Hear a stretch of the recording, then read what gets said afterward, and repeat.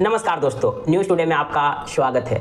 आम आदमी पार्टी के राष्ट्रीय संयोजक और दिल्ली के पूर्व मुख्यमंत्री अरविंद केजरीवाल ने आज दिल्ली के जंतर मंतर से आरएसएस और आरएसएस प्रमुख मोहन भागवत से बीजेपी और नरेंद्र मोदी को लेकर 5 सवाल पूछे, जो एक एक कर हम आप लोगों के बीच रखेंगे कि अरविंद केजरीवाल ने आरएसएस से बीजेपी को लेकर कौन से 5 सवाल पूछे।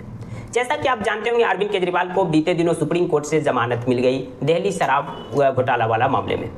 अरविंद केजरीवाल लगभग 174 या 73 दिन बाद जेल से रिहा हुए। रिहा होने के 2 दिन बाद ही उन्होंने घोषणा कर दी कि अब हम दिल्ली के मुख्यमंत्री पद से इस्तीफा दे रहे हैं, जिसके बाद दिल्ली के जो मुख्यमंत्री है वो आम आदमी पार्टी की सीनियर लीडर आतिशी को बनाया गया। आतिशी भी इस मंच पर थी जब अरविंद केजरीवाल आरएसएस और आरएसएस प्रमुख मोहन भागवत से सवाल पूछ रहे थे। चलिए हम उन सभी सवालों को एक एक कर जानने की कोशिश करते हैं। अरविंद केजरीवाल ने पहला सवाल आरएसएस और आरएसएस प्रमुख से पूछा कि जिस तरह से नरेंद्र मोदी और अमित शाह ईडी और सीबीआई का डर दिखाकर सरकार गिरा रहे हैं, क्या आरएसएस उससे सहमत है?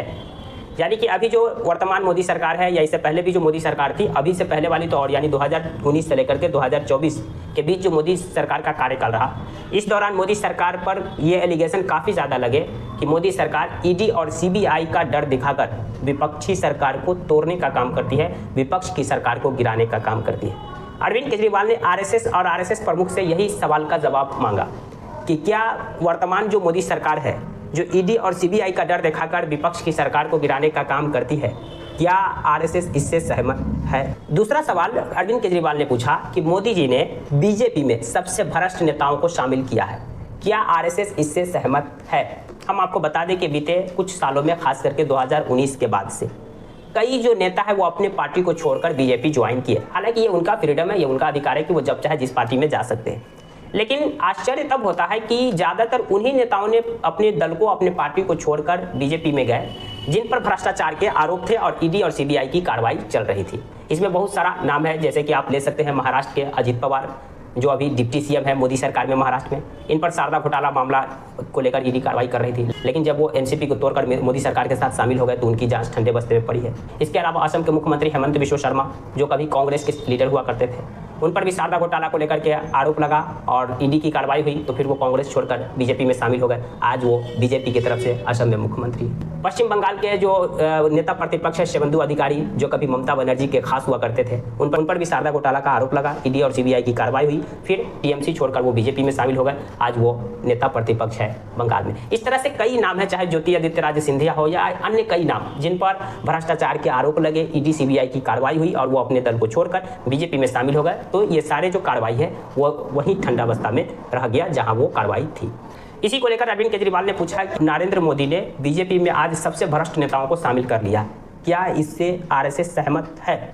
तीसरा सवाल अरविंद केजरीवाल ने दिल्ली के जंतर मंतर से आरएसएस से पूछा कि जेपी नड्डा ने चुनाव के समय एक बयान दिया था कि आज हमें आरएसएस की कोई ज़रूरत नहीं है। शुरुआत में बीजेपी जब कमज़ोर थी तो हमें आरएसएस की ज़रूरत थी, आज बीजेपी खुद में इतना सक्षम है कि सब कुछ खुद देख सकती है, आज हमें आरएसएस की ज़रूरत नहीं है। तो क्या जेपी नड्डा के इस बयान से आरएसएस खुश है या नहीं? हम आपको बता दें कि जेपी नड्डा के इस बयान की चर्चा लोकसभा चुनाव के दौरान भी काफ़ी ज़्यादा देखने को मिली थी। हालांकि प्रधानमंत्री नरेंद्र मोदी और बीजेपी सरकार ने इस बयान से किनारा कर लिया कि यह उनका व्यक्तिगत राय था, न कि पूरे बीजेपी पार्टी का राय था। अगला सवाल अरविंद केजरीवाल ने इस मंच से पूछा कि क्या 75 साल वाला रूल प्रधानमंत्री मोदी पर लागू होगा या नहीं? हम आपको बता दें कि जब 2014 में देश के प्रधानमंत्री नरेंद्र मोदी बने थे तो उन्होंने बीजेपी के अंदर एक रूल बनाया था कि जिनकी उम्र भी 75 साल से ज़्यादा हो जाएगी उन्हें बीजेपी के मुख्य कामकाज से अलग कर दिया जाएगा, एक सलाहकार की भूमिका में रहेंगे या उन्हें रिटायर कर दिया जाएगा कि आपका एज ज़्यादा हो गया। अब नरेंद्र मोदी 74 साल के हो गए हैं, अगले साल वो 75 साल के हो जाएंगे, यानी 75 साल वाली एज में प्रवेश कर चुके हैं। और इसको लेकर अरविंद केजरीवाल ने चुनाव के समय भी बयान दिया था कि प्रधानमंत्री नरेंद्र मोदी ने जब सत्ता में आए थे तो एक कानून बनाया था कि जिनकी उम्र भी 75 साल हो जाएगी वो सियासत से दूर हो जाएंगे।